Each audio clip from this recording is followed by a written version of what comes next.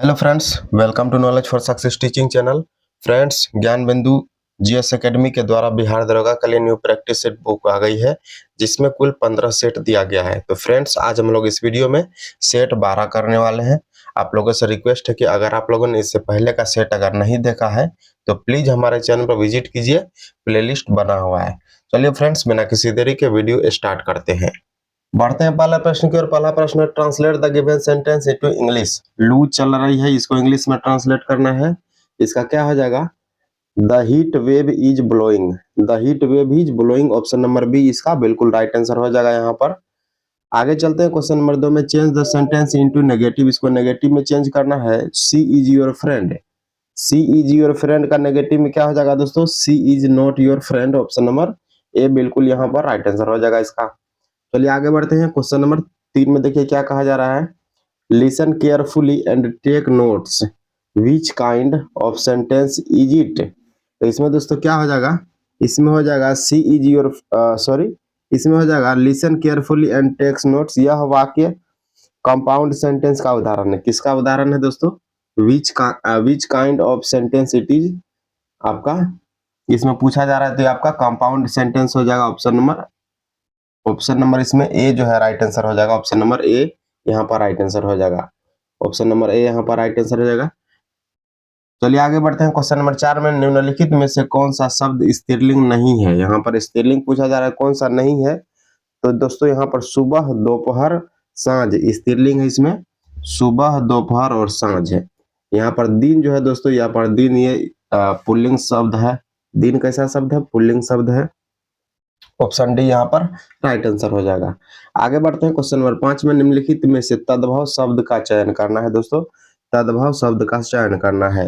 तद्भव इसमें क्या हो जाएगा? दीठी जो है यहाँ पर तद्भव दिया गया है। बाकी आप दधि, दीपक और द्रोण ये सभी तत्सम शब्द हैं। तद्भव शब्द वे शब्द होते हैं दोस्तों जो संस्कृत से उत्पन्न हुए हैं या विकसित हुए हैं। तो यहाँ पर दीठी जो है आपका राइट आंसर हो जाएगा। आगे बढ़ते हैं। क्वेश्चन नंबर 6 में देखिए क्या कहा जा रहा है। इनमें से कौन व्यक्तिवाचक संज्ञा है? व्यक्तिवाचक संज्ञा दोस्तों कौन सा हो जाएगा, ये पूछा जा रहा है। गांव, पुस्तक, कलम ये सभी जातिवाचक संज्ञा है। गांव, पुस्तक और कलम ये सभी जातिवाचक संज्ञा है। जबकि आपका दिनकर जो है दोस्तों, दिनकर व्यक्तिवाचक संज्ञा है। दिनकर किसको कहा जाता है दोस्तों? सूर्य को दिनकर कहा जाता है। ऑप्शन नंबर बी यहाँ पर राइट आंसर हो जाएगा। चलिए आगे बढ़ते हैं। आगे देखिए क्वेश्चन नंबर 7 में क्या कहा जा रहा है। भारत की अवस्थिति क्या है दोस्तों? भारत की अवस्थिति पूछा जा रहा है। उत्तरी अक्षांश में और दक्षिणी अक्षांश में कितना हो जाएगा? तो ये आपका क्या हो जाएगा दोस्तों? उत्तरी अक्षांश में जो है 8 डिग्री 4 मिनट उत्तर से 37 डिग्री 6 मिनट उत्तर, तथा देशांत आपका दक्षिणी में हो जाएगा दोस्तों, देशांतरीय में 68 डिग्री 60 मिनट पूर्व से 97 डिग्री 25 मिनट पूर्व के मध्य तक। तो ऑप्शन नंबर सी यहाँ पर बिल्कुल सही दिया गया है आपका। उत्तरी और दक्षिणी आपका अक्षांशीय और देशांतरीय का बिल्कुल सही दिया गया। 8 डिग्री 4 मिनट से 37 डिग्री 6 मिनट उत्तरी, और देशांतरी में हो जाएगा आपका 68 डिग्री 60 मिनट पूर्व से 97 डिग्री 25 मिनट पूर्व। ऑप्शन नंबर सी बिल्कुल राइट आंसर इसका है। आगे बढ़ते हैं। क्वेश्चन नंबर 8 में देखिए, हिमालय की सबसे आंतरिक श्रृंखला को क्या कहा जाता है? सबसे आंतरिक श्रृंखला को क्या कहा जाता है दोस्तों? हिमाद्री हिमालय कहा जाता है। क्या कहा जाता है? हिमाद्री हिमालय कहा जाता है। ऑप्शन नंबर बी बिल्कुल राइट आंसर हो जाएगा। हिमाद्री हिमालय को ही दोस्तों बृहद हिमालय और महान हिमालय कहा जाता है। हिमाद्री हिमालय को। इसका विस्तार की बात करें दोस्तों तो पश्चिम में सिंधु गार्ज से लेकर अरुणाचल प्रदेश में नामचा बरवा पर्वत तक फैला हुआ है। हिमाचल की सबसे ऊंची चोटी कौन सी है दोस्तों? माउंट एवरेस्ट है। 8,850 मीटर इसकी ऊंचाई हो जाएगी। आगे बढ़ते हैं। क्वेश्चन नंबर 9 में देखिए क्या कहा जा रहा है। निम्नलिखित में से कौन सा युग्म सुमेलित नहीं है? कौन सा युग्म दोस्तों सुमेलित नहीं है? खारदुंगला। खारदुंगला दर्रा दोस्तों कहाँ पर है? लद्दाख में है। ये आपका बिल्कुल सही दिया गया है। खारदुंगला दर्रा लद्दाख में है। पहला आपका बिल्कुल सही है। काराकोरम दर्रा जो है आपका जम्मू कश्मीर में है। तो ये दोस्तों गलत हो जाएगा। काराकोरम दर्रा जो है ये आपका कहाँ पर हो जाएगा? मध्य लद्दाख क्षेत्र में हो जाएगा दोस्तों, लद्दाख में हो जाएगा। जम्मू कश्मीर में नहीं होगा। ये आपका गलत हो गया। जम्मू कश्मीर में नहीं होगा, ये लद्दाख में होगा। रोहतांग दर्रा कहाँ पे है दोस्तों? ये आपका हिमाचल प्रदेश में है। और लालक लादरा कहाँ पर है? लालक नादरा लद्दाख में है, तो इसमें गलत दिया गया था ऑप्शन नंबर बी। आगे बढ़ते हैं, देखिए क्वेश्चन नंबर 10 में क्या कह रहा है। एकमात्र पूर्ववर्ती नदी जो हिमालय के 3 श्रेणियों को अपरदित कर प्रवाहित होती है, तो ये नदी दोस्तों पूछा जा रहा है कौन सी हो जाएगी। ये आपका सतलुज नदी हो जाएगा दोस्तों। कौन सा नदी हो जाएगा? सतलुज एकमात्र पूर्ववर्ती नदी है जो हिमालय के तीनों श्रेणियों को अपरदित कर प्रवाहित होती है। ऑप्शन नंबर सी यहाँ पर बिल्कुल राइट आंसर हो जाएगा। आगे बढ़ते हैं, देखिए क्वेश्चन नंबर 11 में क्या कहा जा रहा है। 11 में दोस्तों दिया गया है, छत्तीसगढ़ के क्षेत्र में हेमेटाइट अयस्क के 14 निक्षेपों की खोज की गई है। छत्तीसगढ़ के किस क्षेत्र में दोस्तों हेमेटाइट अयस्क के 14 निक्षेपों की खोज किया गया है? ये आपका बैलाडीला क्षेत्र हो जाएगा दोस्तों। कौन सा क्षेत्र हो जाएगा? बैलाडीला क्षेत्र से कई बार एग्जाम में प्रश्न आ चुका है कि बैलाडीला जो है आपका लो अयस्क क्षेत्र जो आपका किस राज्य में है, तो ये छत्तीसगढ़ में है। आगे बढ़ते हैं, क्वेश्चन नंबर 12 में मरुस्थलीय क्षेत्रों के बाहर पवन द्वारा उड़ाकर लाए गए महीन बलूकणों को बृहद निक्षेप को क्या कहते हैं दोस्तों? इसको क्या कहा जाता है? इसको आप लोएस कहा जाता है। क्या कहा जाता है? लोएस कहा जाता है दोस्तों। और ये जब अधिक मात्रा में हो जाता है तो लोएस का मैदान बन जाता है। लोएस का मैदान बन जाता है। इसकी मिट्टी जल मिलने पर दोस्तों अत्यंत उपजाऊ हो जाती है, क्योंकि यह दोस्तों सभी मिट्टियों के अलग अलग ऊपरी जो आपका ह्यूमस जो होता है दोस्तों उसको उड़ाकर बनाया गया एक मैदान होता है। अगर इसमें जल मिल जाए पर्याप्त मात्रा में तो यह अत्यधिक उपजाऊ मिट्टी हो जाती है। चीन के उत्तरी मैदान में दोस्तों लोएस मिट्टी मिलती है जो गोबी मरुस्थल से उड़कर लाई गई होती है, इसलिए वहां पर दोस्तों अत्यधिक उपजाऊ है। चलिए आगे बढ़ते हैं। आगे देखिए क्वेश्चन नंबर 13 में क्या कहा जा रहा है। 13 में दोस्तों कहा जा रहा है, भारत वन स्थिति रिपोर्ट 2023 के अनुसार वनावरण में सर्वाधिक वृद्धि वाला राज्य कौन सा है? वनावरण में सबसे ज्यादा वृद्धि हुआ है दोस्तों मिजोरम राज्य में। किसमें हुआ है? मिजोरम राज्य में। आपका राइट आंसर हो जाएगा ऑप्शन नंबर सी। कुल वृद्धि कितना हुआ दोस्तों? 242 वर्ग किलोमीटर। कितना वृद्धि हुआ है? 242 किलोमीटर स्क्वायर यहाँ पर कुल वृद्धि हुआ है। वन स्थिति रिपोर्ट दोस्तों प्रत्येक 2 वर्ष पर जारी किया जाता है। पिछली बार 2023 में जारी किया गया है और यहाँ पर मिजोरम में सर्वाधिक वनावरण देखने को मिला है। वनावरण में सर्वाधिक कमी दोस्तों कहां पर हुआ है? तो मध्य प्रदेश में सर्वाधिक कमी देखने को मिला है। आगे बढ़ते हैं, क्वेश्चन नंबर 14 में देखिए क्या कहा जा रहा है। भारत में होने वाली वर्षा में मुख्य योगदान होता है। भारत में होने वाली वर्षा में दक्षिणी पश्चिमी मानसून का मुख्य योगदान होता है। दक्षिणी पश्चिमी मानसून वर्षा का ऑप्शन नंबर सी यहाँ पर बिल्कुल राइट आंसर हो जाएगा। वर्षा ऋतु में उत्तर पश्चिमी भारत तथा पश्चिम में निम्न दाब का क्षेत्र बना रहता है जिसे मानसून गर्त कहते हैं। इसी समय उत्तरी उष्ण अभिसरण क्षेत्र की ओर खिसकने लगता है दोस्तों मानसून, जिसके कारण विषुवत पछुआ पवन जो है आपका दक्षिणी गोलार्ध की पूर्वी वाणिज्यिक पवन विषुवत रेखा को पाकर फेरल के नियम का अनुसरण करते हुए प्रवाहित होती है और दक्षिणी पश्चिमी मानसून के नाम से जानी जाती है। चलिए दोस्तों आगे बढ़ते हैं। आगे देखिए क्वेश्चन नंबर 15 में क्या कहा जा रहा है। किस प्रकार की मृदा का विकास उच्च ताप और भारी वर्षा वाले क्षेत्र में होता है? उच्च ताप और भारी वर्षा वाले क्षेत्र को लेटराइट मृदा कहा जाता है।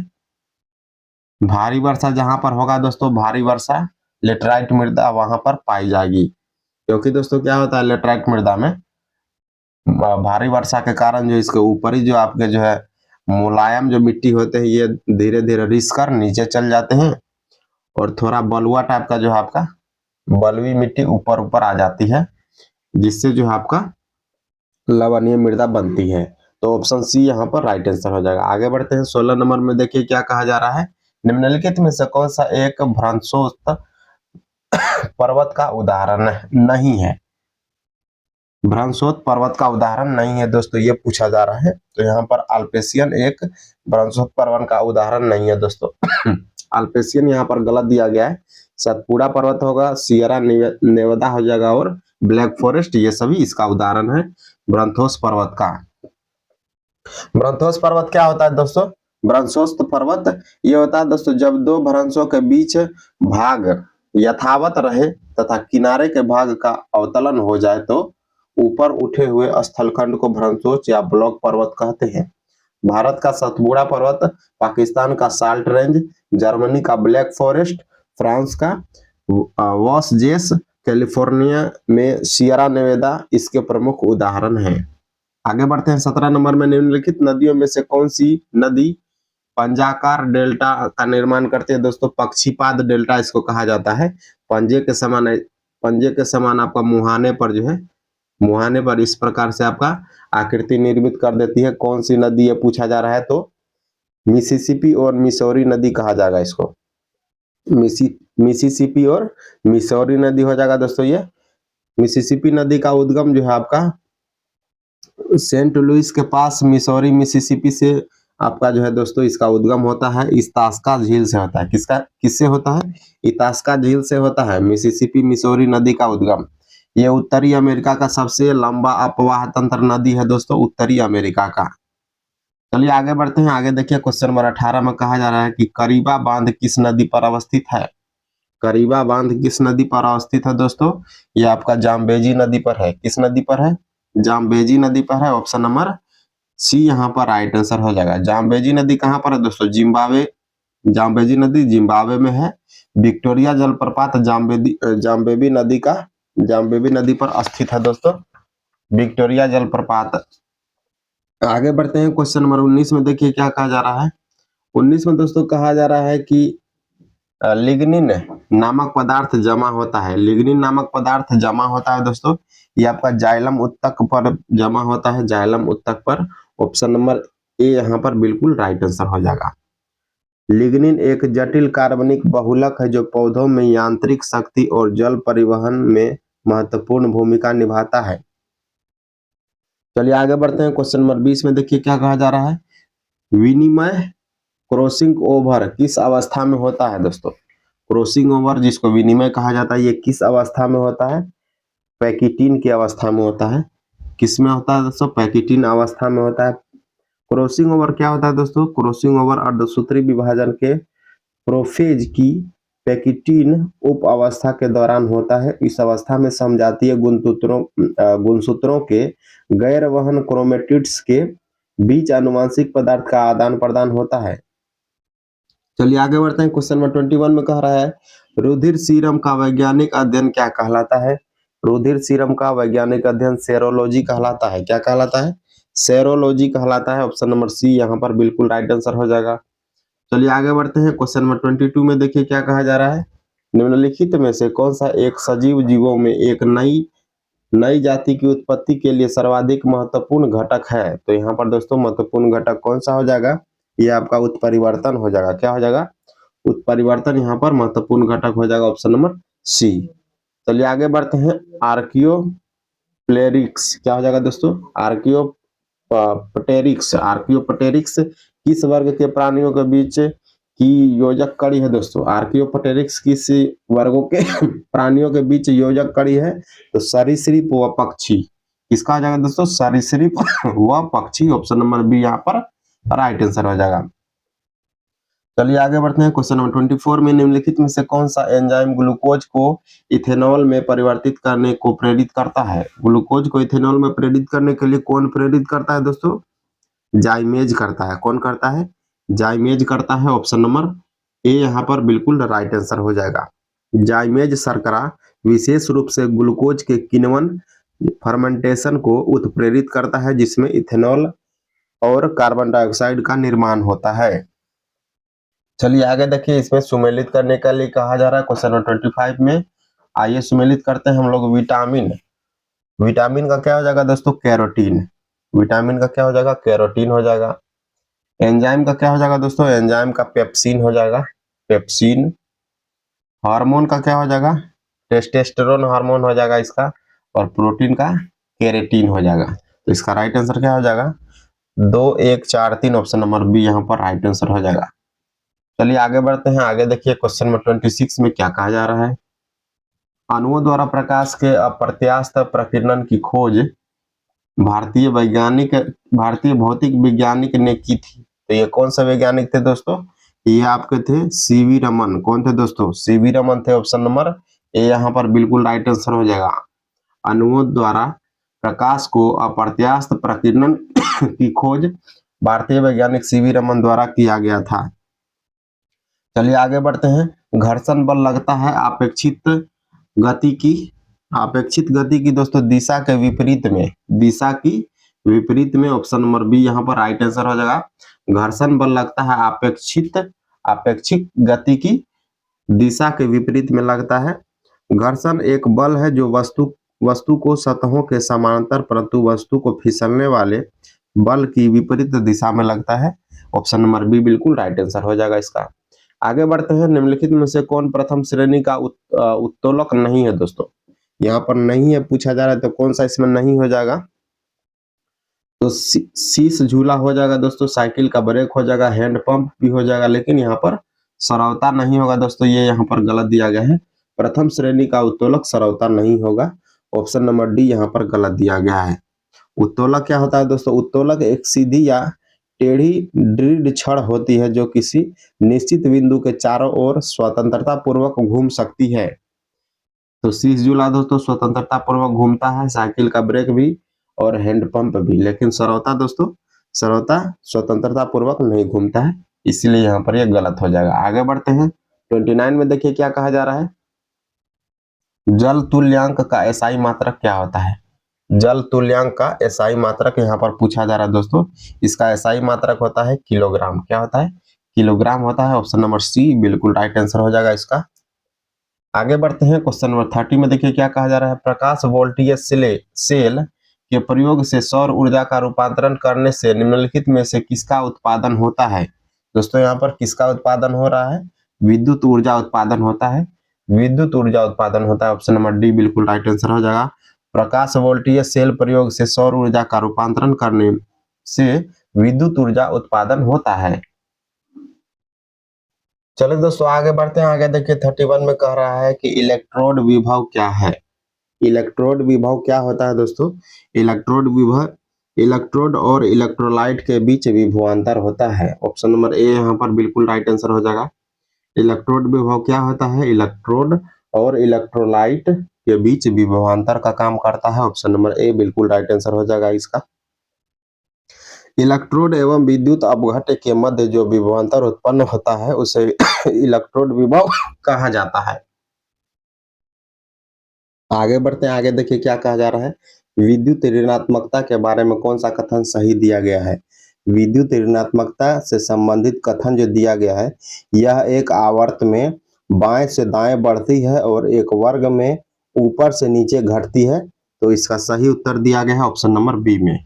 ऑप्शन नंबर बी बिल्कुल राइट आंसर इसका दिया गया है। विद्युत ऋणात्मकता के बारे में, यह एक आवर्त में बाएं से दाएं बढ़ती है और एक वर्ग में ऊपर से नीचे घटती है। तो ऑप्शन नंबर बी बिल्कुल राइट आंसर हो जाएगा इसका। चलिए आगे बढ़ते हैं। 33 में देखिए क्या कहा जा रहा है। निम्नलिखित में से किसे ग्रीन विट्रियोल कहा जाता है दोस्तों? ग्रीन विट्रियोल के नाम से कौन जाना जाता है? ग्रीन विट्रियोल के नाम से दोस्तों कौन जाना जाता है? तो आपका हो जाएगा फेरल सल्फेट हेप्टाहाइड्रेट। क्या हो जाएगा? Ferrous sulphate heptahydrate. Option number B यहाँ पर बिल्कुल राइट आंसर हो जाएगा। इसका दोस्तों अगर हम रासायनिक सूत्र की बात करें, FeSO4 क्या होता है दोस्तों? FeSO4 इंटू 7H2O, यह आपका दोस्तों इसका रासायनिक फॉर्मूला होता है। आगे बढ़ते हैं 34 में। सल्फर डाइऑक्साइड SO2 का उपयोग किसके शोधन में किया जाता है दोस्तों? किसके शोधन में सल्फर डाइऑक्साइड का उपयोग किया जाता है? तो पेट्रोलियम और चीनी के शोधन में किया जाता है। ऑप्शन नंबर बी यहाँ पर बिल्कुल राइट आंसर हो जाएगा। पेट्रोलियम और चीनी के शोधन में सल्फर डाइऑक्साइड SO2 का प्रयोग किया जाता है। चलिए आगे बढ़ते हैं 35 में। यदि ज्वाला में नीली हरी लौ दिखाई दे तो वह किस धातु की उपस्थिति दर्शाती है दोस्तों? यदि ज्वाला में नीली हरी लौ दिखाई दे तो वह किस धातु की ओर उपस्थिति आपका दर्शाती है? तो ये आपका क्या हो जाएगा दोस्तों? कॉपर हो जाएगा दोस्तों। कॉपर तांबा हो जाएगा। ऑप्शन नंबर डी यहाँ पर राइट आंसर हो जाएगा। कॉपर को ही तांबा कहा जाता है। ऑप्शन नंबर डी बिल्कुल राइट आंसर हो जाएगा। आगे बढ़ते हैं 36 में। देखिए सुमेलित करने के लिए कहा जा रहा है। सूची 1 में लवण दिया गया है और इसका रंग दिया गया है सूची 2 में। तो सोडियम लवण जो है दोस्तों, इसका रंग कैसा होता है? सोडियम लवण का रंग कैसा होता है दोस्तों? सोडियम लवण का रंग सुनहरा पीला होता है, सुनहरा पीला इसका 3 हो जाएगा। कॉपर लवण का कलर जो आपका नीला रंग का होता है, नीला रंग इसका 4 हो जाएगा। स्ट्रोंशियम सल्फेट का कलर कैसा होता है, लाल रंग का होता है, ये इसका 1 हो जाएगा। और एल्यूमिनियम चूर्ण का सिल्वर रंग का होता है। तो 3 4 1 2 इसका राइट आंसर हो जाएगा। 3 4 1 2 ऑप्शन नंबर सी जो है बिल्कुल राइट आंसर हो जाएगा इसका। चलिए आगे बढ़ते हैं। आगे देखिए क्वेश्चन नंबर 37 में क्या कहा जा रहा है। 37 में दोस्तों दिया गया है नाभिकीय विखंडन की दर को नियंत्रित करने के लिए नियंत्रक छड़ों में किस पदार्थ का उपयोग किया जाता है। दोस्तों नियंत्रक छड़ों में किस प्रकार का उपयोग किया जाता है ये आपका हो जाएगा कैडमियम का उपयोग किया जाता है। दोस्तों कैडमियम का उपयोग किया जाता है, कैडमियम के छड़ का उपयोग किया जाता है। ऑप्शन नंबर सी यहाँ पर राइट आंसर हो जाएगा। चलिए आगे बढ़ते हैं। 38 में उद्योग किस पंचवर्षीय योजना में विकसित हुआ है। दोस्तों उद्योग किस पंचवर्षीय योजना में विकसित हुआ है। तो 5वीं पंचवर्षीय योजना में उद्योग जो है विकसित हुआ है। 5वीं पंचवर्षीय योजना नहीं दोस्तों, यहाँ पर द्वितीय पंचवर्षीय योजना का, माफ कीजिएगा। ऑप्शन नंबर ए यहाँ पर राइट आंसर हो जाएगा। 1956 से 1961 के बीच में, 1956 से 1961 के बीच में दोस्तों यह पंचवर्षीय योजना विकसित की गई थी। इसमें दोस्तों उद्योग जो आपका काफी विकसित हुआ था। यह दोस्तों यह नेहरू महालनोबिस रणनीति पर आधारित थी। यह योजना जो है नेहरू महालनोबिस नीति पर आधारित थी। चलिए आगे बढ़ते हैं। आगे देखिए क्वेश्चन नंबर 39 में क्या कहा जा रहा है। विश्व व्यापार संगठन की स्थापना कब हुई थी। विश्व व्यापार संगठन की स्थापना दोस्तों 1 जनवरी 1995 को हुई थी। कब हुई थी। 1 जनवरी 1995 को। ऑप्शन नंबर डी यहाँ पर राइट आंसर हो जाएगा। विश्व व्यापार संगठन का मुख्यालय कहाँ पर है। जेनेवा स्विट्जरलैंड में है। कहाँ पर है, जेनेवा में है, स्विट्जरलैंड में। चलिए आगे बढ़ते हैं। आगे देखिए क्वेश्चन नंबर 40 में क्या कहा जा रहा है। निम्नलिखित में से कौन सी फसल राष्ट्रीय खाद्य सुरक्षा मिशन से आच्छादित नहीं है। कौन सा फसल है इसमें दोस्तों जो राष्ट्रीय खाद्य मिशन से आपका आच्छादित नहीं है, ये पूछा जा रहा है। तिलहन फसल राष्ट्रीय खाद्य सुरक्षा मिशन से आच्छादित नहीं है। कौन सा फसल दोस्तों, तिलहन फसल। ऑप्शन नंबर यहाँ पर बी जो है दोस्तों गलत दिया गया है। बाकी अगर हम बात करें दलहने हो जाएंगे, चावल हो जाएंगे और गेहूं, ये सभी राष्ट्रीय खाद्य सुरक्षा मिशन से आच्छादित है। यह मिशन दोस्तों 2007 में शुरू किया गया था। अक्टूबर 2007 में शुरू किया गया था। चलिए आगे बढ़ते हैं। क्वेश्चन नंबर 41 में कह रहा है निम्नलिखित में से कौन सी पूंजीगत प्राप्तियों की मुख्य मदे हैं। पूंजीगत प्राप्तियों की मुख्य मदे कौन सी हो जाएगी दोस्तों। इसमें से पूछा जा रहा है कौन सा कूट सही है। बाजार उधारी, भविष्य निधि, रक्षा व्यय और ऋण वसूली। इसमें से क्या हो जाएगा दोस्तों, ये आपका हो जाएगा बाजार उधारी हो जाएगा दोस्तों, भविष्य निधि हो जाएगा और ऋण वसूली हो जाएगा। रक्षा व्यय यहाँ पर नहीं होगा। तो इसका राइट आंसर क्या हो जाएगा, 1 3 4 ऑप्शन नंबर सी जो है बिल्कुल राइट आंसर हो जाएगा इसका। पूंजीगत प्राप्तियों की मुख्य मदे क्या है, बाजार उधारी है, भविष्य निधि है, ऋण वसूली है। आगे बढ़ते हैं। 42 में देखिए क्या कहा जा रहा है। अंतर्राष्ट्रीय मुद्रा कोष के संदर्भ में निम्नलिखित कथनों पर विचार कीजिए। इसकी स्थापना अंतर्राष्ट्रीय पुनर्निर्माण और विकास बैंक के साथ की गई थी। यह संयुक्त राष्ट्र की एक विशेषकृत एजेंसी है। भारत IMF का संस्थापक सदस्य है। तो इसमें पूछा जा रहा है दोस्तों कि कौन कौन सा आपका जो है कथन यहाँ पर सही दिया गया है। क्वेश्चन नंबर 42 में यहाँ पर दोस्तों सभी कथन सही दिया गया है। ऑप्शन नंबर सी यहाँ पर राइट आंसर हो जाएगा। चलिए आगे बढ़ते हैं। 43 में मध्याह्न भोजन योजना, मिड डे मील स्कीम किस वर्ष शुरुआत किया गया था इसका। ये दोस्तों इंपॉर्टेंट प्रश्न है, कई बार एग्जाम में पूछा गया है कि मिड डे मील स्कीम जो है किस वर्ष शुरू किया गया था। 1995 में इसकी शुरुआत किया गया था। कब किया गया था, 1995 में इसकी शुरुआत किया गया था। चलिए आगे बढ़ते हैं। आगे देखिए, आगे क्वेश्चन नंबर 44 में कहा जा रहा है कि 1 रुपए में 1 रुपए के नोट पर निम्न में से किसका हस्ताक्षर होता है। इसमें दोस्तों वित्त सचिव का हस्ताक्षर होता है। किसका होता है, वित्त सचिव का हस्ताक्षर होता है। तो इसका राइट आंसर हो जाएगा ऑप्शन नंबर ए। आगे बढ़ते हैं। 45 पे निम्नलिखित में से कौन सा बैंक मुख्यतः लघु उद्योगों के संबंध में कार्य करता है। लघु उद्योगों के संबंध में दोस्तों सिडबी बैंक मुख्यतः कार्य करता है। सिडबी दोस्तों, सिडबी भारतीय लघु विकास बैंक। सिडबी होता है दोस्तों small industries development bank of India, इसको सिडबी कहा जाता है। ऑप्शन नंबर ए बिल्कुल राइट आंसर हो जाएगा। इसकी स्थापना दोस्तों कब हुआ था, 1990 में इसकी स्थापना किया गया था। आगे देखिए 46 में क्या कहा जा रहा है, बिहार में तेल शोधन कारखाना कहाँ पर है दोस्तों। तो सबको पता होगा दोस्तों, ये कई बार ऑलरेडी पूछा भी जा चुका है। ये आपका कहाँ पे है, बरौनी में है। ऑप्शन नंबर सी यहाँ पर राइट आंसर हो जाएगा। बिहार के तेल शोधन कारखाना बरौनी में स्थित है। यह बेगूसराय जिले में है दोस्तों। कहाँ पर है, बेगूसराय जिले में है, गंगा नदी के उत्तरी तट पर। इसकी स्थापना दोस्तों 1964 में किया गया था। कब किया गया था, 1964 में इसकी स्थापना किया गया था, सोवियत संघ और रोमानिया की मदद से। आगे बढ़ते हैं क्वेश्चन नंबर 47 में। देखिए क्या कहा जा रहा है, बिहार में कुल कितनी जल विद्युत परियोजनाएं चालू हैं वर्तमान में। बिहार में दोस्तों 13 जल विद्युत परियोजनाएं चालू हैं, जिससे लगभग 54.3 मेगावाट बिजली जो आपका उत्पादित हो रहा है। ऑप्शन नंबर डी यहाँ पर राइट आंसर हो जाएगा। 13 जल विद्युत परियोजनाएं हैं। आइए एक बार हम लोग देख लेते हैं कौन कौन सा जल विद्युत परियोजना है आपका। तो कोसी जल विद्युत परियोजना दोस्तों सुपौल जिला में है। कोसी जल विद्युत परियोजना सुपौल जिला में है।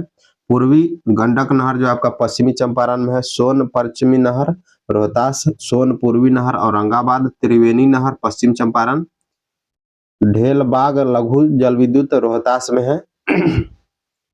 नसरीगंज लघु जल विद्युत ये भी रोहतास में है। जयनगरा लघु जल विद्युत रोहतास में है। सेबारी जल विद्युत रोहतास में है। अगनूर लघु जल विद्युत ये भी अरवल में है। बेलसार लघु जल विद्युत अरवल में है। सिरखंडी लघु जल विद्युत रोहतास में है। अरवल लघु जल विद्युत अरवल में है। तो यहाँ पर दोस्तों कुल 13 जो आपका जल विद्युत परियोजनाएं बिहार में वर्तमान में चालू है। चलिए दोस्तों आगे बढ़ते हैं। 48 में देखिए क्या कहा जा रहा है, अंतर्राष्ट्रीय ओलंपिक समिति की स्थापना कब हुई थी। अंतर्राष्ट्रीय ओलंपिक समिति की स्थापना 1894 में किया गया था दोस्तों, पेरिस फ्रांस में। 1894 में पेरिस फ्रांस में इसकी स्थापना किया गया था। कहां पर किया गया था, पेरिस फ्रांस में। चलिए आगे बढ़ते हैं। 49 में भारत सरकार द्वारा दिया जाने वाला दूसरा सबसे बड़ा राष्ट्रीय पुरस्कार कौन सा है। दूसरा सबसे बड़ा राष्ट्रीय पुरस्कार हो जाएगा दोस्तों, ये आपका हो जाएगा पद्म विभूषण। क्या हो जाएगा, पद्म विभूषण हो जाएगा। ऑप्शन नंबर सी बिल्कुल यहाँ पर राइट आंसर हो जाएगा। पहला सबसे बड़ा पुरस्कार जो है आपका दोस्तों क्या होता है, भारत रत्न होता है, आपको पता होगा भारत रत्न। भारत रत्न के बाद पद्म विभूषण आता है। वर्तमान में अगर हम बात करें दोस्तों तो बिहार की प्रसिद्ध गायिका जो थी, लोकगीत गायिका जो थी, शारदा सिन्हा जी को मिला है 2024 में पद्म विभूषण। 2000। आगे बढ़ते हैं दोस्तों। आगे क्वेश्चन नंबर 50 में देखिए, ज्ञानपीठ पुरस्कार अंग्रेजी साहित्य के लिए कितनी बार दिया गया है दोस्तों। ज्ञानपीठ पुरस्कार अंग्रेजी साहित्य के लिए पहली बार कब दिया गया था। पहली बार दोस्तों 2018 में दिया गया था। कब दिया गया था, 2018 में अमिताभ घोष को दिया गया था। ऑप्शन नंबर डी यहाँ पर राइट आंसर हो जाएगा। 2018 में दिया गया था, अमिताभ घोष को दिया गया था। ऑप्शन नंबर यहाँ पर डी बिल्कुल राइट आंसर हो जाएगा।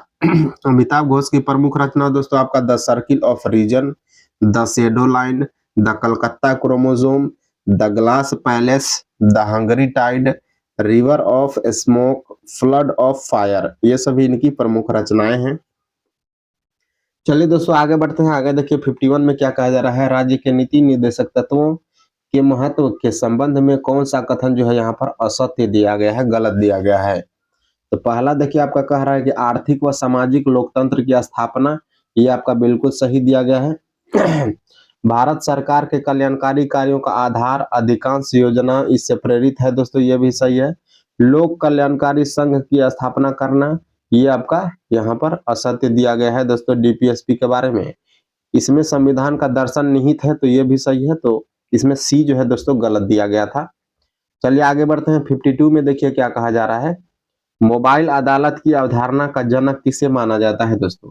मोबाइल अदालत की अवधारणा का जनक किसे माना जाता है, तो ये आपका हो जाएगा दोस्तों डॉक्टर एपीजे अब्दुल कलाम को माना जाता है। ऑप्शन नंबर ए बिल्कुल राइट आंसर हो जाएगा।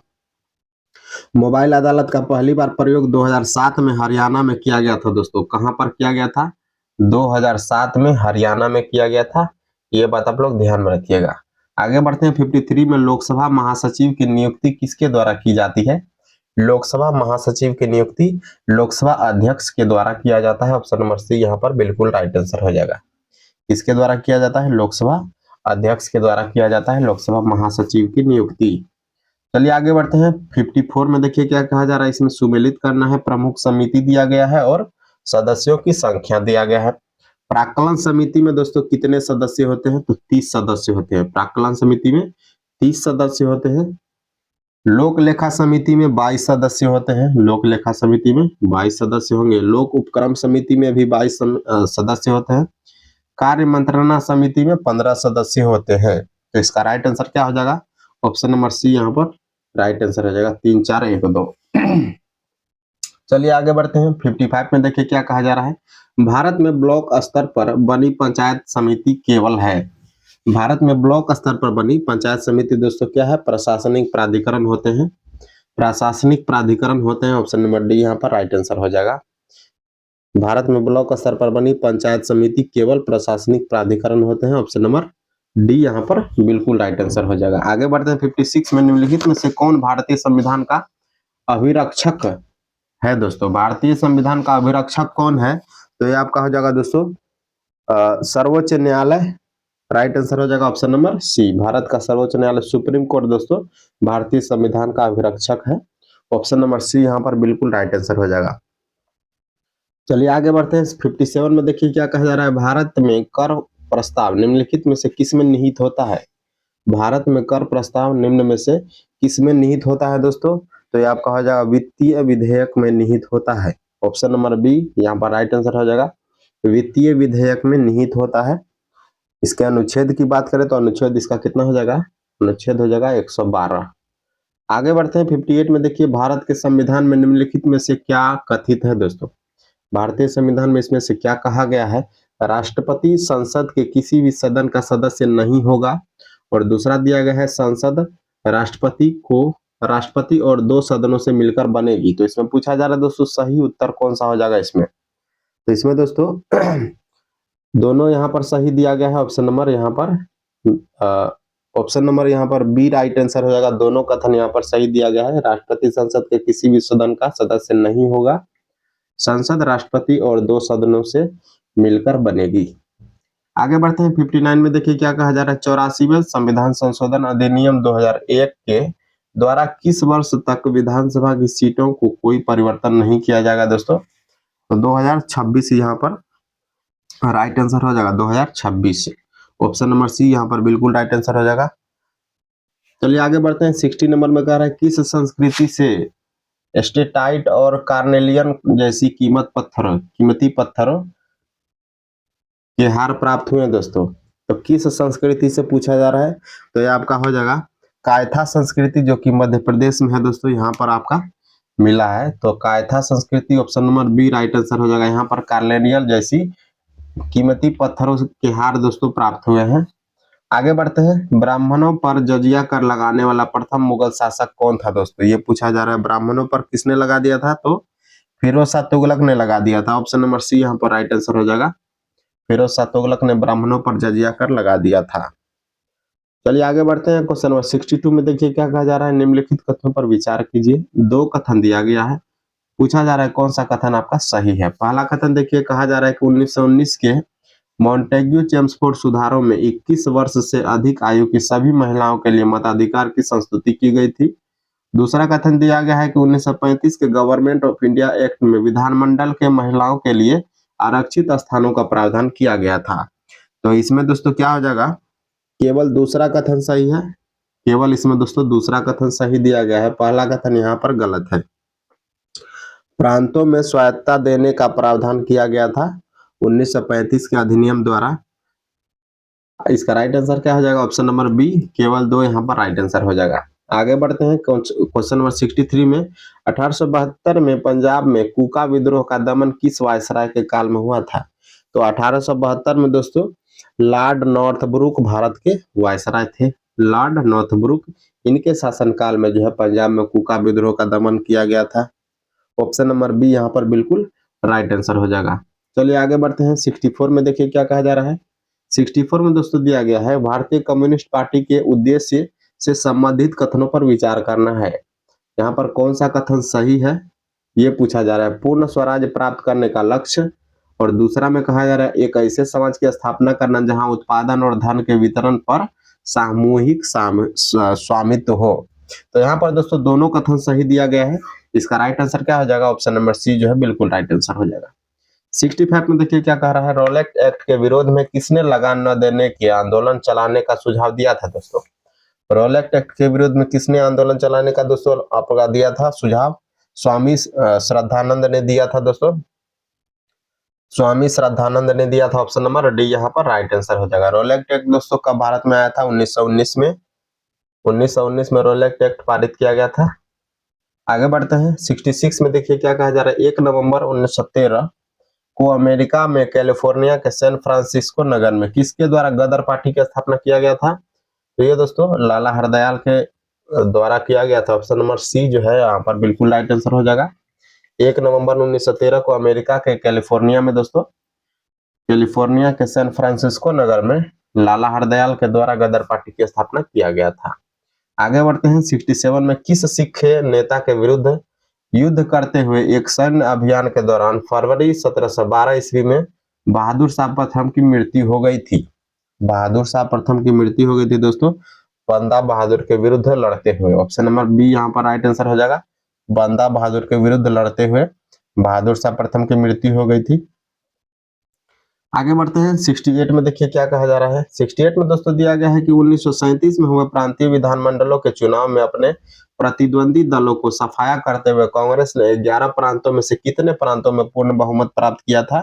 तो दोस्तों आपका कितने 5 प्रांतों में बहुमत जो है आपका प्राप्त किया था। 5 प्रांतों में पूर्ण बहुमत प्राप्त किया था। Option number C right answer हो जाएगा।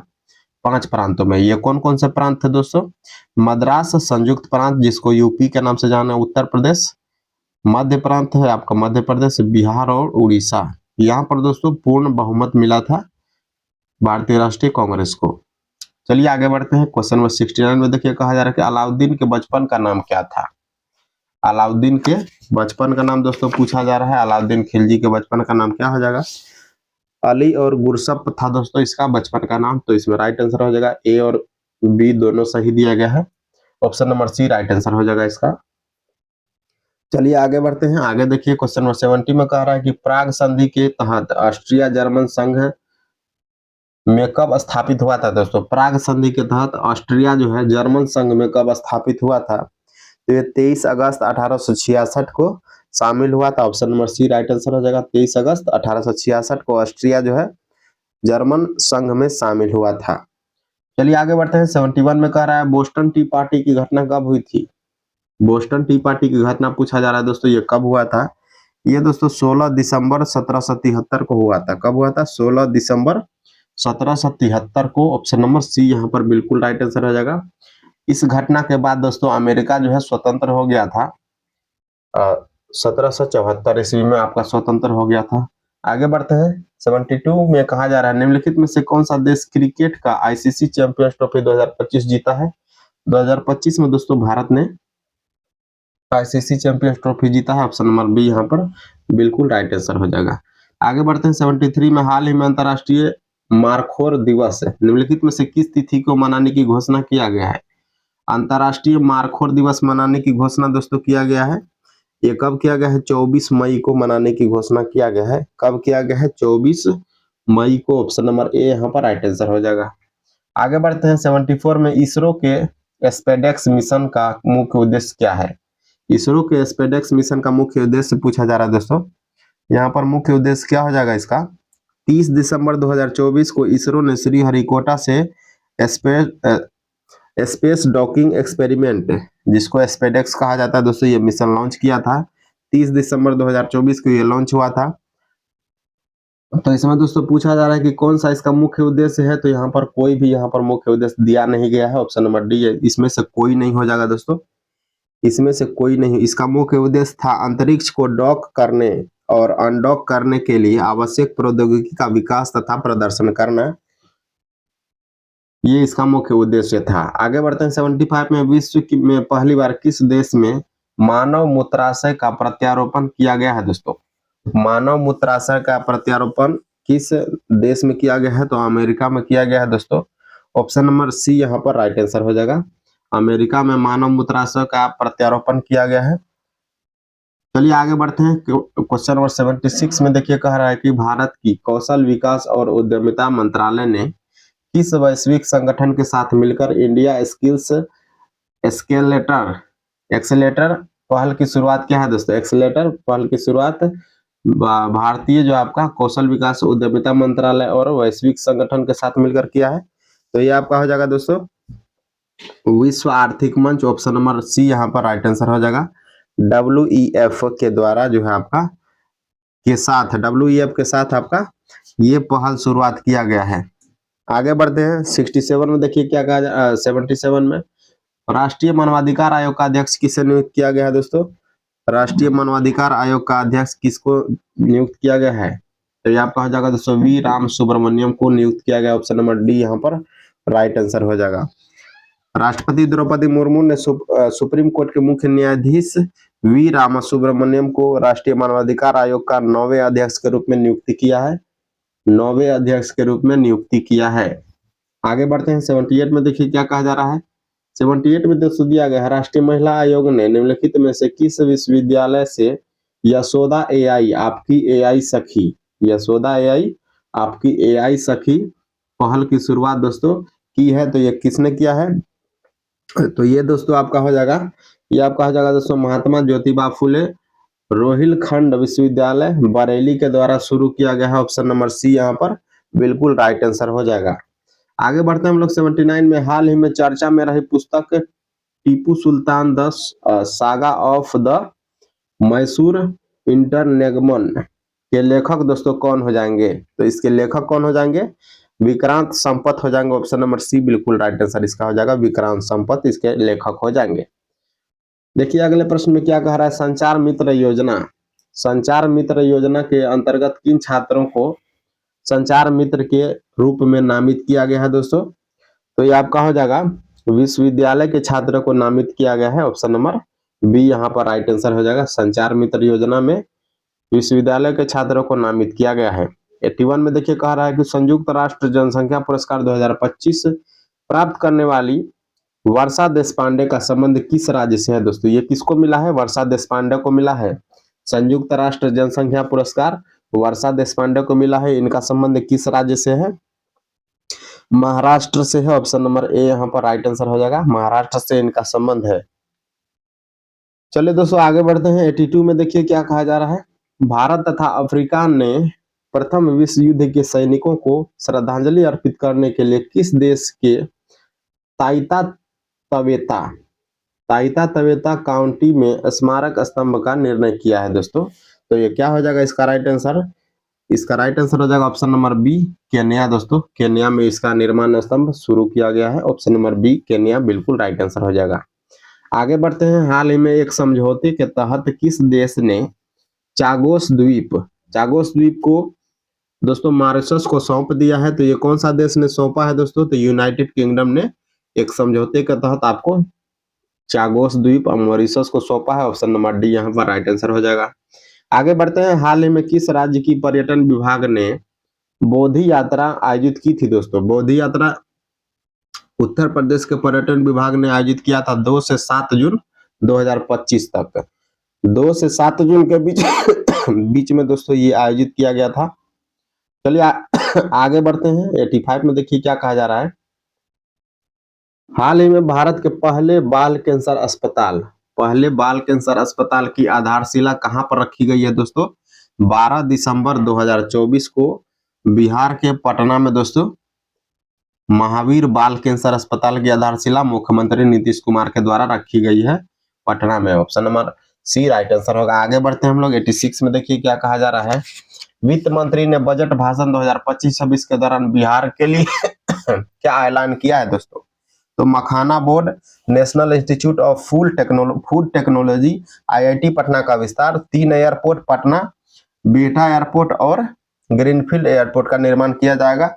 पश्चिमी कोसी नहर परियोजना का निर्माण किया जाएगा। तो यहाँ पर इनमें से तो सभी हो जाएगा दोस्तों, लेकिन कुछ बातें और हैं आपका। यहाँ पर 3 ही बात दिया गया है। IIT पटना का विस्तार होगा, मखाना बोर्ड बनेगा, 3 एयरपोर्ट बनेगा, 2 का विस्तार और 1 नया बनेगा। और दोस्तों national institute of food technology का भी आपका बनेगा और पश्चिमी कोसी नहर परियोजना का भी निर्माण किया जाएगा। तो 2 बात और इसमें आप लोग ऐड कर लीजिएगा। आगे बढ़ते हैं। 87 में कह रहा है हाल ही में निधन हुए गुजरात के पूर्व मुख्यमंत्री 2016 से 2021 तक मुख्यमंत्री रहे थे, वो निम्नलिखित में से कौन थे, ये पूछा जा रहा है।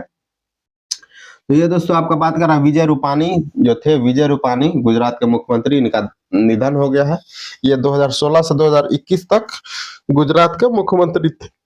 आगे बढ़ते हैं 88 में। देखिए क्या कहा जा रहा है। केंद्र सरकार ने ई नाम प्लेटफॉर्म पर कौन सा फल दोस्तों शामिल किया है। केंद्र सरकार ने ई नाम प्लेटफॉर्म पर कौन सा फल शामिल किया है। तो इसमें दोस्तों कौन सा फल शामिल किया गया है, ड्रैगन फ्रूट। कौन सा फल शामिल किया गया दोस्तों, ड्रैगन फ्रूट शामिल किया गया, ऑप्शन नंबर सी। 89 में कह रहा है 33वें ग्रीष्मकालीन ओलंपिक का आदर्श वाक्य क्या है। 33वां जो ग्रीष्मकालीन ओलंपिक हुआ था दोस्तों, आपका पूछा जा रहा है कि इसका थीम था let's move and celebrate. Let's move and celebrate, option number ए में इसका आदर्श वाक्य दिया गया है। ये ऑप्शन नंबर ए बिल्कुल राइट आंसर हो जाएगा। इसमें दोस्तों पहली बार 4 खेल को शामिल किया गया था, ब्रेकिंग, स्पोर्ट क्लाइंबिंग और स्केटबोर्डिंग और सर्फिंग को शामिल किया गया था। भारत का हैशटैग इसमें चलाया गया था दोस्तों cheer for Bharat. Cheer for Bharat जो है यहाँ पर आपका हैशटैग चलाया गया था। और शुभंकर इसका क्या था दोस्तों, द फ्रेगेज इसका शुभंकर था। आगे बढ़ते हैं। आगे देखिए क्वेश्चन नंबर 90 में क्या कहा जा रहा है। भारत वन स्थिति रिपोर्ट 2023, भारत वन स्थिति रिपोर्ट 2023 के अनुसार भारत के कुल भौगोलिक क्षेत्र का वनावरण प्रतिशत कितना है दोस्तों। भारत के कुल भौगोलिक क्षेत्र का वनावरण प्रतिशत 21.76% है। ऑप्शन नंबर बी बिल्कुल राइट आंसर हो जाएगा इसका, 21.76%। आगे बढ़ते हैं। आगे देखिए 91 में हाल ही में बिहार के शिवहर जिले में आपका पालकालीन भगवान सूर्य की दुर्लभ मूर्ति दोस्तों प्राप्त हुई है। तो यह कहां से प्राप्त हुई है, शिवहर जिले के कहां से प्राप्त हुई है दोस्तों। तो ये आपका हो जाएगा देकुली धाम से प्राप्त हुआ है दोस्तों, देकुली धाम से प्राप्त हुआ है। ऑप्शन नंबर सी यहाँ पर राइट आंसर हो जाएगा।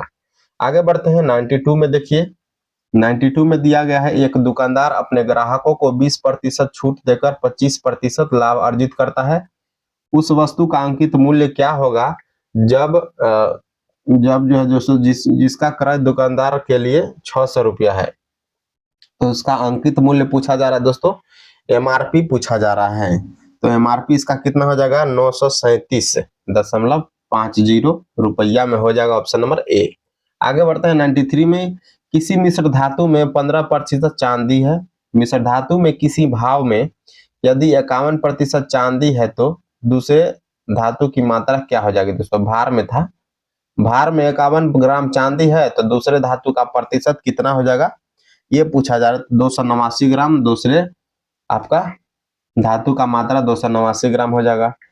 आगे चलते हैं 94 में। निम्नलिखित विकल्पों में से कौन सा सबसे छोटा वर्ग है जो 8, 15 और 20 से पूर्णतः विभाजित हो जाएगा। सबसे छोटा वर्ग पूछा जा रहा है तो 3600 जो दोस्तों सबसे छोटा वर्ग हो जाएगा 3600, जो 8 से भी, 15 से भी और 20 से भी पूर्णतः विभाजित हो जाएगा। इसमें क्या था दोस्तों, सबका आपका एलसीएम निकालना था। आगे बढ़ते हैं 90 नंबर में। देखिए क्या कह रहा था कि एक समभुज कोणीय षटकोण की परिधि 72 सेंटीमीटर है। सेंटीमीटर स्क्वायर में उसका क्षेत्रफल ज्ञात करना है। क्षेत्रफल दोस्तों इसका कितना हो जाएगा 216√3, ऑप्शन नंबर बी। आगे बढ़ते हैं 96 नंबर में। इसका पूछा जा रहा है कि 20वां पद दोस्तों क्या हो जाएगा। 17, 22, 27, 32 ऐसे आगे बढ़ते बढ़ते आपका 20वां पद पूछा जा रहा है। आप यहाँ पर देख रहे होंगे दोस्तों कि यहाँ पर 5 की वृद्धि हो रहा है, 5 की वृद्धि हो रहा है तो 20वां पद 112 हो जाएगा यहाँ पर, ऑप्शन नंबर सी। आगे बढ़ते हैं 97 में दिया गया है यदि tan थीटा बराबर 4/3 दिया गया है तो sin theta plus cos theta का मान निकालना है यहाँ पर। तो इसका राइट आंसर क्या हो जाएगा 7/5 जो है इसका राइट आंसर हो जाएगा। 98 में देखिए यदि किसी संख्या का 1/7 संख्या से घटाया जाता है, यदि किसी संख्या का 1/7 संख्या से घटाया जाता है तो परिणाम संख्या से 30 कम होता है। संख्या ज्ञात करना है दोस्तों, संख्या कितना हो जाएगा 210 हो जाएगा संख्या, ऑप्शन नंबर डी। 99 में देखिए क्या कहा जा रहा है, इसमें दोस्तों दिया गया है कि हल करना आपका 10 के पावर 9 गुना 10 के पावर 2 डिवाइडेड बाय 10 के पावर 3, तो ये आपका कुल हो जाएगा 10 के पावर 8। ऑप्शन नंबर ए राइट आंसर हो जाएगा। आगे बढ़ते हैं हम लोग क्वेश्चन नंबर 100 में। देखिए कहा जा रहा है कि A B C D E 5 विद्यालय स्तर की ओर उन्मुख है, ए ई बी के बीच में है, ए ई और बी के बीच में है, ई जो है डी की दाईं ओर है, यदि सी और डी छोर पर है दोस्तों, तो सी के तुरंत बाईं ओर कौन सा स्कूल है दोस्तों, तो क्या हो जाएगा, बी स्कूल हो जाएगा। ऑप्शन नंबर डी यहाँ पर राइट आंसर हो जाएगा, बी स्कूल हो जाएगा। चलिए दोस्तों, इसी के साथ जो आपका एडुटेरिया के आपका ज्ञान बिंदु के बिहार दरोगा परीक्षा सेट का यहाँ पर सेट 12 खत्म होता है। अगर आपको दोस्तों यह वीडियो अच्छी लगी हो तो हमारे चैनल को सब्सक्राइब कीजिएगा, अपने दोस्तों के साथ शेयर भी कीजिएगा, और इसका पीडीएफ चाहिए तो टेलीग्राम ग्रुप ज्वाइन भी कर लीजिएगा। आप लोगों से रिक्वेस्ट करेंगे एक बार कि अगर आप लोगों ने इससे पहले का अगर सेट नहीं देखा तो हमारे चैनल पर विजिट कीजिए, प्लेलिस्ट बना हुआ है। चलिए दोस्तों, मिलते हैं अगले सेट में, तब तक के लिए जय हिंद, धन्यवाद।